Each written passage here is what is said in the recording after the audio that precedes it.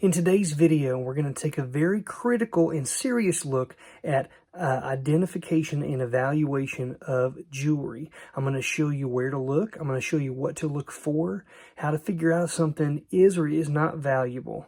Let's jump right into it. A 1 and a 2 and Rusty the reseller, he'll sell you the shirt off his back. Well, I have done it. All right, folks, we're going to talk about some of this jewelry here. I've got a variety of things to show you here. I'm going to try from time to time to use this sucker right here to zoom in on stuff. But I want to just show you kind of some of the ways of approaching jewelry. You can find things near you. Maybe things are given to you. Maybe you bought stuff hoping to find a treasure. Whatever it is, I'm going to show you some things here that I've purchased locally within the last 3 months that I paid just a few bucks for and turned out to be more valuable than the person selling it realized. Why? Well, sometimes people just don't have the time, they don't check, they don't know where to check. But that should not be your problem after this video, because I'm going to show you what to look for in the and kind of what some of them look like. So let's just launch into it here. This particular necklace I actually purchased yesterday at a local thrift store. And you can see it's kind of twisted up here, but basically it's this leaf pattern, as you can see here. Quite nice. It's costume jewelry, all right? And instead of trying to unwind that totally, I'm going to actually show you. So right here is the clasp. If you were to, click it with your fingernail there, it would open up. So let me go ahead and just do that. You can see I've still got the price tag on it there, $2. And what I'm going to do is I'm going to take this clasp, and you can see on the bottom side of it there's some writing, if you look real close. And I'm going to turn it, I think it's this way right here, so that you can see. All right, right here, what we're looking at is something that says Napier. Napier, do you see that? That is a costume jewelry name, okay? Costume jewelry, there's a lot of different brands out there that can have high values. And so if you just do a quick glance at eBay, look up costume jewelry, and you will see some of the names popping up in the titles. Just look for search for sold items, and you'll see the ones that are selling for the most. For $2, this thing's probably going to sell for between $20 and $30. But always look on necklaces and bracelets and bangles right where the necklace or the bracelet joins together, the clasp here. Look on the inside. You can open it up and look on the inside, look on the back side, and you will oftentimes find a maker's mark, a manufacturer like that, or even marks that indicate if there's some sort of a precious metal, okay? Moving on here, let's look at this necklace. Since we're talking about necklaces, the same issue applies. You can see this is not clasped currently. I could put it on like that. But when I saw this, it just looks like a gold tone or copper, right? Just at first glance. But if I inspect the clasp and I flip it over, you're going to see some writing on there. Again, if I pull this up, you're going to be able to see that it says 1/20th, 12 karat, over or on sterling, okay? And so what this means is that this is gold plated. 1/20th of the metal is 12 karat gold on the outside of it on sterling. So this is a sterling silver necklace, this entire thing. It weighs somewhere around 60 grams. Okay, I paid $2 for it. In just the weight of the silver alone, that's around a $45 something like that value if I was just selling it for scrap. The fact that it has gold on it actually gives it more value, and the fact that it's a vintage piece that is functional and actually has a pleasant and a little bit of a unique look to it means it'll go for even more than that. Again, we're looking at the clasps. Carrying on this same subject here, here's a little bracelet. It's got a very cool clasp here, as you can see it's on this other side rather. You pop it on the side, and then this has a tube in the middle. You can see this slides out. Very interesting clasp. when I was inspecting this, at first I thought to myself, this might be gold or gold. It has the look of gold plating. You can see that there's a silverish edge on the side there where it's been worn, but it's gold on the inside, on the other side. That's kind of indicative of vintage gold plated or rolled gold jewelry items. So again, here's the clasp. If I look on the underside, I notice something a little unusual on this one side. It's this little circle. So again, I'm going to bring this up and see if I can get it close enough for you to see. Okay, you can see that there's a name there. And if you can't see it yourself, there we go. It says G-R-O-S-S-E, gross or grosse. I did a little bit of research on this, and it turns out that this manufacturer is the precursor to what was it? Oh, doggone it. Was it Chanel? No, Christian Dior. It was Christian Dior. And so a very well-known, manufacturer of fine jewelry and as well as costume jewelry. And so because of how it's connected to that, well, doggone it. Let me get this in here. There we go. Clip that back on. Beautiful little bracelet there. $2 for this again. This is about $150 to $200 bracelet because of that brand name. And I wouldn't have known that had I not inspected it first. Sometimes it's a very simple way of looking at it. You look in, right here, there's a letter M. And over here in very big letters, 24 karat electroplated. Whoa, well, if this has gold content on it at all, it's worth at least $2. So I bought it. Is this worth a ton? No. $15, $20 to the right buyer. But a $2 investment is not bad. Some people would not even look on the inside or know. They just say, oh, it looks good, or it doesn't look good, or it just looks like costume jewelry and pitch it. This has gold on it, and I wouldn't have known that had I not looked on the inside. I've separated this out in a couple of different categories here so that we can look at a few different things. What we'll talk about next will be spoons. Now, you've seen spoons probably different places. They're antique stores and things are chock full of them. Some spoons can have gold and silver content on them as well, and you should inspect them. What I do, again, just like jewelry, is oftentimes I look at the back. So let's start with this one right here. It has this nice little, let's see if I can zoom in. There we go. It's got this nice little image of a person there on horseback. Kind of beautiful. This beautiful little spiral here. And on the inside, it says Denver on it. So if I flip this puppy over, I already could tell by the tarnish of this that it looked like silver. But then whenever I, flipped it over and looked at it, right here, it says Colorado. Right here, Colorado silver. It doesn't say 925, but it is sterling silver. It just needs to be polished up. Beautiful little thing. I bought this in a baggie. I paid $12 for somewhere around 30 different spoons. And in that baggie, there were 3 spoons that were silver. So 3 spoons for 12 bucks. This will sell for probably around $20 by itself. The other 2 will sell close to that. And then the rest of it is just profit as well. Let me show you this one here. This says Kronberg on it. Again, we got this telltale type of tarnishing that sterling silver has. On the back, right here, it says 830S. 830 is in reference to the parts per thousand of silver. Now, sterling silver is 925 out of 1,000 parts. That other 75 parts is another type of alloy metal, which just aids in the strength and the structure of the piece.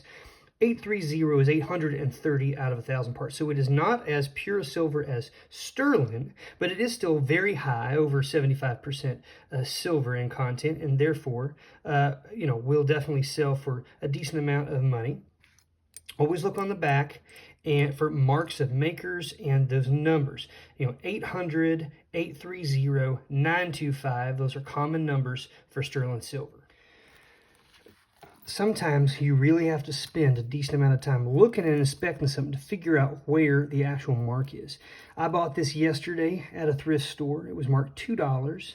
When I saw it, it definitely has that silver tone, but of course a lot of different types of costume jewelry can look like this and not be made of a precious metal. When I went to where the clasp or the way that it hooks together, that spot here, I first inspected this tube with these little round knobs. I look at the chain links on the edges like this. Nope, no markings, no markings. So then I move on to the cuff here, this little edge, and what I found as I pull it around, as you can see, it says BA 925, 925. So this entire piece is sterling silver. Okay, this thing weighs in the 70 to 80 gram, which is very heavy for a sterling silver necklace, and it also has a very intricate and really nice fluid movement with a really cool and intricate interlinking chain design. This is a unique kind of piece, and with the weight, again, $2. If this weighs 70 grams, let's just say, then this is going to be in the 55 to 60 range just on silver scrap weight, which there are scrap people out there that buy that all day long. I will definitely be able to sell it for more than that, though, because it is an attractive, functional piece. Let's move on. I'm going to go with the watches in a moment, but I'm going to jump right in here now to some of these brooches. These are all vintage, kind of antique pieces, which is typically what I like to grab. And I'm more likely to find pieces that are made of silver and gold out for good prices when they're vintage pieces for whatever reason. So this piece right here, as you can see, it is silver tone on the edge. It has these little dots that kind of are reflective a little bit. That's something called marcasite, which is a type of mineral. And then you've got this, which looks like a building in kind of more of a coppery tone color. If I look on the back and inspect it, you'll notice right here where I'm pointing, there's an 8 and a 0 and a 0.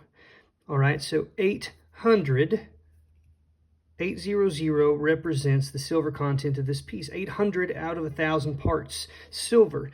Now, it's very common for 925 to be on things made in the United States, but in Europe, they have things of lesser contents, 800, 830, things like that. And so that's what we're seeing here. And I also believe that there's another marking over here which indicates gold.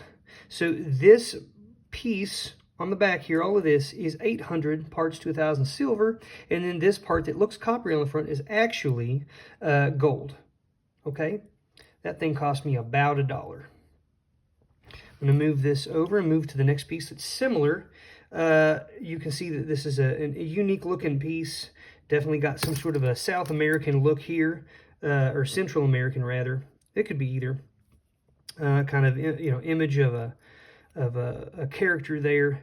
On the back here, very clear, it says Peru, it says 925, and it says 18K. So this is a piece of sterling silver made in Peru, and this little medallion on the top is made of 18 karat gold. Moving on, we've got this beautiful old, kind of a Victorian era brooch with this little hummingbird coming down here. Really awesome, intricate scroll work on that. On the back, it's hard to see. You look around, but actually up underneath of here, and I won't be able to show you in this, it does say it has SS for sterling silver. And also, right here, you can see it says the word sterling. So this is a sterling silver brooch. Here's another little piece. Got these kind of looking Celtic knot looking things, and this looks like a you know, some sort of a fruit. This one's a little bit harder. I'm going to zoom in. You can see I'm looking on the back here. What do I see? What do I see? Very small indentations right here. It says 925 in this tiny little stamp here. If you didn't know what you're looking for, folks, you wouldn't even find it. And that's why I do these videos. I'm trying to teach you guys how to look so that you don't pass by things. But this is the type of knowledge you need to have anymore if you want to find good deals, because the competition is getting fiercer. It's harder and harder to find deals. Here's a beautiful piece I picked up yesterday as well. I did really well at this one thrift store. So this is kind of you can tell it's two-tone. This has been soldered on here, this pin. and then you've got the other part that looks kind of goldish, right? So on this particular piece right here, it says PAT and it has a number. That is a patent number. They put these patent numbers on there to indicate the type of clasp that they were using and when that clasp design was patented for use in jewelry.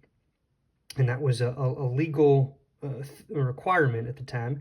This particular piece does not have a marking indicating the metal, but I know based on the look of it, the time period, and because I'm so familiar with seeing this stuff, that this is not a solid piece of gold, but this is what they would call gold filled or gold plated, which essentially means you've got a base metal that is not valuable, that's strong on the inside, and then on the outside of it you have a plating or a coating of gold. And these are usually 12 karat gold, or they are a percentage of gold, 1/10 or 1/20, something like that.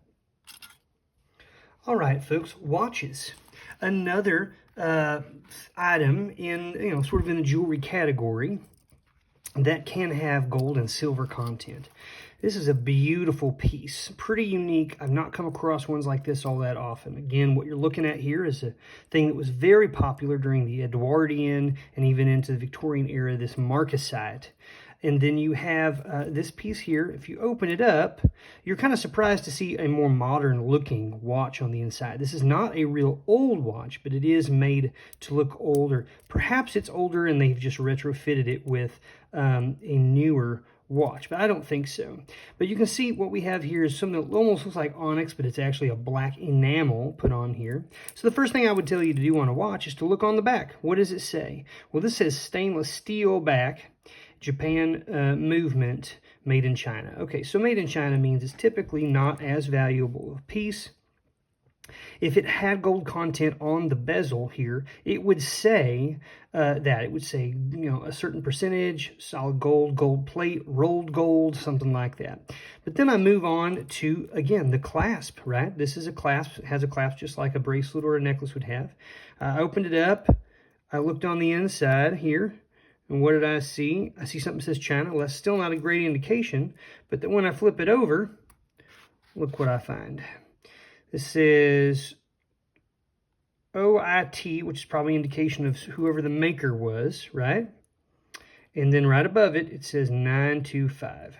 So this portion here, not the watch piece itself, where it's inset, but this piece here is all sterling silver. And it's quite heavy. It's probably in the 40-gram range.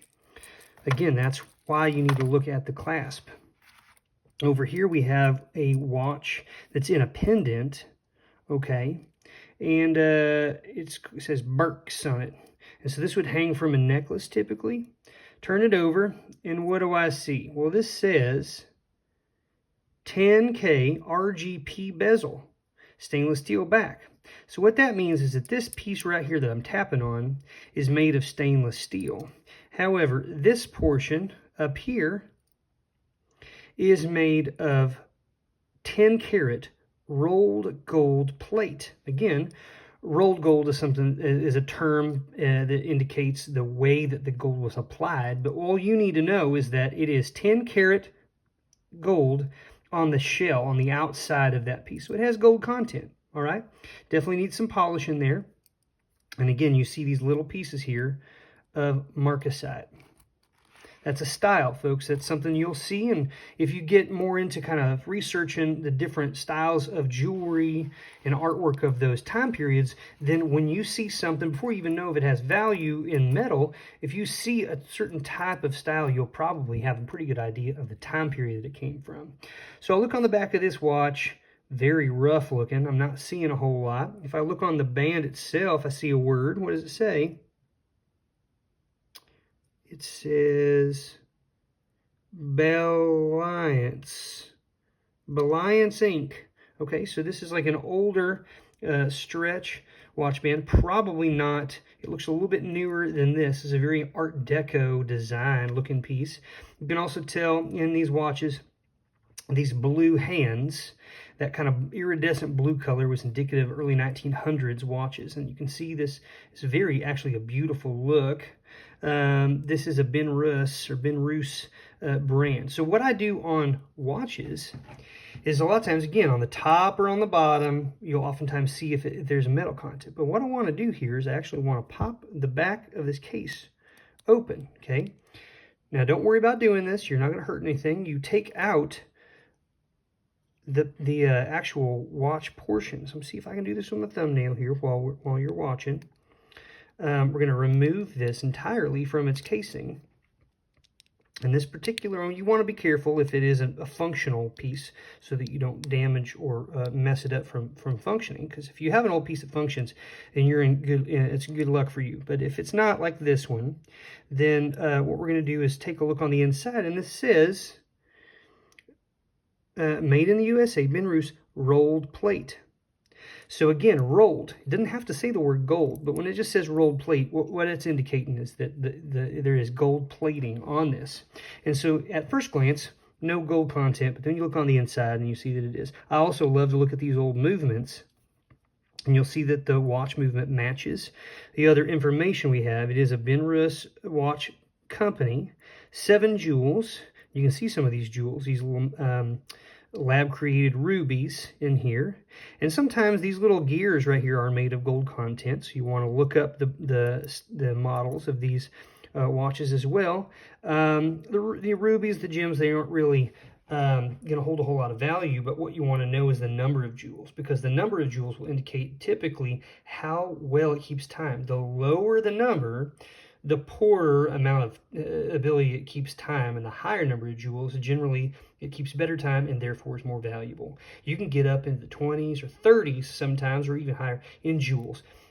Most of the time, a higher quality watch is going to have somewhere around 17 to 21 jewels, 23 jewels, something like that.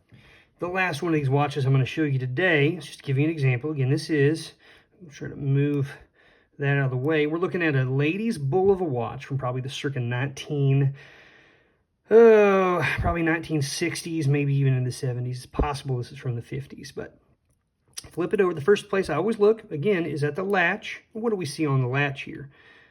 The latch just basically says Chrysler, and it says 1/20th 10 karat gold filled, GF, so gold filled. So the band itself is 1/20th 10 karat gold. Then if we look at the back of the watch itself, the casing, it says Bulova 10 karat rolled gold plate. So we're in luck here. Both the band in the back and the bezel, or in the bezel of this watch, is got gold content in it. So that bodes well for reselling this thing. I buy these at thrift stores, at yard sales, at estate sales, at swap meets and things all the time for $1, $2, $5 at the most usually. And a lot of times people don't know where to look, again, but that's not going to be your problem anymore, is it? I'm going to end this little tutorial today with just a few kind of oddity items. Again, to kind of push the point that there are a variety of different things you need to keep a lookout for gold content. Now, this particular ink pen does not have gold or silver in it, but I put this here for 2 reasons. Number one, I bought this the other day for like 25 cents. The brand is called Cross. That's a good brand for ink pens and mechanical pencils. So if you come across those hold value. Old mechanical pencils, regular pencils, ink pens, fountain pens, and I say old, vintage, I'm talking like 1960s and before, especially older ones from the early 1900s, oftentimes have gold content in them. If the tips of fountain pens that are gold colored, a lot of times will have gold content. You just have to look. Again, that's where you would search to see. Sometimes you open them up and look on the inside, okay?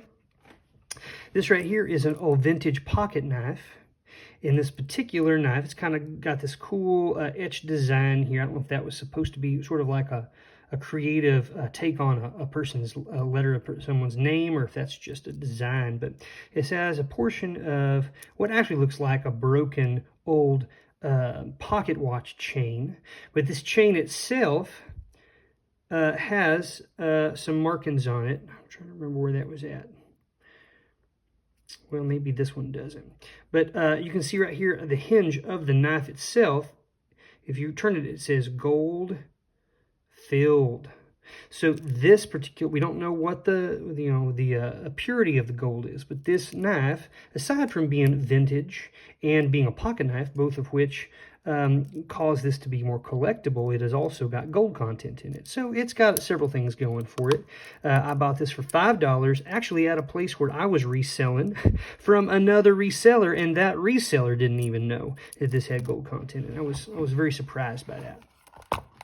Next up is this, which is an antique pair of eyeglasses. Now these eyeglasses are prescription eyeglasses, but they're really cool. You can see this awesome etchwork design on the upper rim. Let me try to zoom in on that for you. Okay, here we go. So you can see that, really pretty. What you may or may not be aware of is that a lot of these old glasses have gold content in them or silver content. This particular one has gold content. The two places that you're most likely to find the information you're looking for is on the side here. So I'm going to pull this up here and see if I can zoom it well enough. Well, let me do this. Okay, so you can see right here, it says 1/10 12 karat GF gold filled. So both this piece, all of it, the whole frame is 1/10 12 karat gold filled. The other place you want to look is the inside bridge of the eyeglasses.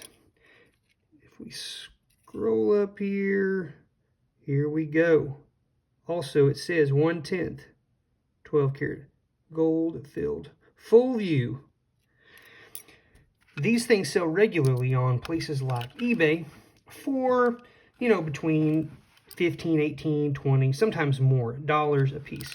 So if you find these at antique stores or something, they're like, well, they're broken. How about $5? Jump on it, folks. It's got gold in it. Last up, old rings and jewelry that are out of style, that have old, kind of, by maybe our standards today, ugly designs, sometimes are just sort of like overlooked, or they think, well, that's just ugly, so it must be costume jewelry. What we have here is a bunch of what I would call diamond chips, or what they call millis, which is 0.1 carat or less, so 1/10 of a carat or less than that. Tiny chips, so small it's really hard to even get a diamond tester in there. But if you look, you always want to look on the inside of the ring, everywhere, right below where the stones would be, all the way on the inside, all the way around. So if we take this particular piece, for example, I'm going to zoom in here, and we look here and we start rotating this way, very quickly you're going to see, let me flip it around so you can see it here. You can see right there it says 10K. So this, and then over here it says NV. NV is probably the designer's initials or the company's manufacturer's initials. But this is a 10 karat gold, solid gold ring with diamonds all over it. I bought this for $10. Recently, gold prices have gone up quite a bit because there's some rough stuff going on in the world right now that's scaring people, and so they're getting out of stocks and they're getting into more commodities and things like gold, which has been a standard of our country for really since the beginning. This thing right here, it's a size probably around a size. Let me see. It's right around the size 5.5 to size 6. Women's ring. This would go for probably in the $100 to $150 range. You might get more for it than that, but certainly for $10, that's a great little buy. Folks, I wanted to show you this next part to basically hit home or try to communicate to you to not shy away from larger objects. I like to go with small objects because they're cheaper and easier to ship, but it doesn't mean I completely ignore larger stuff when I find it. What you're looking at here are a couple of admittedly ugly objects. What is that? I mean, you know that this is made to look like a high heel, right? Boom, and it's black. This right here, it's hard to even tell what it is. But what you're looking at here, folks, is some sort of custom-made, looks like an art piece. This is made to look like leaves. It's three-dimensional. It's been hammered out. Okay, not super thin, but not terribly thin. Still has some decent weight to it. It weighs about 160 grams, and this one right here weighs around 60 to 70 grams. Okay, I bought these. They were $10 a piece because I just had this sneaky suspicion that these were made of silver. You don't come across things like this very often, but again, the telltale signs of silver is the way that it tarnishes over time, and also the way it feels. Anybody who deals with jewelry very often, fine jewelry, will get really good at just visually identifying certain metals. And so what I did was I got this, I brought it back to the warehouse. I thought, you know what, it's weird enough that even if it's not made of any sort of precious metal, I'll probably be able to sell it and get close to my money back. I'll count it as a loss in that case and just chalk it up to some experience and a learning process. But I spent a lot of time, folks, looking all around this. Remember, I've said, you know, you want to definitely heavily inspect things that you suspect are made of precious metals. It took me a long time. I looked all over this thing. It's black. It's ugly. Who would ever want this rusty, right? Well, let me show you what I found. It took me a long time, but I finally found it. I'm going to try to turn it. You see right here on the corner, right here. Let me take my little thing here. Whoop, here's my finger. Right here. Right there, folks. This tiny little piece. Let me bring it back into focus here. That thing is a partial, poorly made stamp that says STE in the beginning of an R. Okay, so somebody tried to stamp this thing. Because of the curvature of this, it was hard to get that stamp on there correctly. They just got a tiny little bit on there and said, well, that's good enough. That's supposed to say sterling silver. This is a solid piece of silver. It's 165 or so grams. This is 60 grams. So what we're looking at is 210 to 230 grams, something like that, of pure of sterling silver. And again, let's just say it was 220. We're talking about $170, $180 in silver scrap. Okay, but something like this was made by an artist, I guarantee it. And I'm going to need to do some research. If I can find who the artist is, it could be someone semi-famous. It could be, their pieces could be sought after. Who knows? It could go for hundreds or thousands of dollars if it was somebody very well known or sought after. Sort of a word of caution on something like this. Until I know what I'm going to do with this, whether or not it's valuable or not, I'm not going to polish it, even though it is ugly as sin. People who collect antique pieces of silver oftentimes do not want them to be touched. If it's a piece of art, they want to know that the artist touched it. They want to see that it was handled, and they don't want it to be disturbed. So I'm going to wait on that. But this just goes to show you that even things that are ugly can have high value. Do not pass them up. Make sure you do your due diligence and take a close examination of it before you move on. I hope you learned a trick or two today, folks, that you can employ when you're looking for costume and fine jewelry. Good luck out there. See you soon. Rusty hair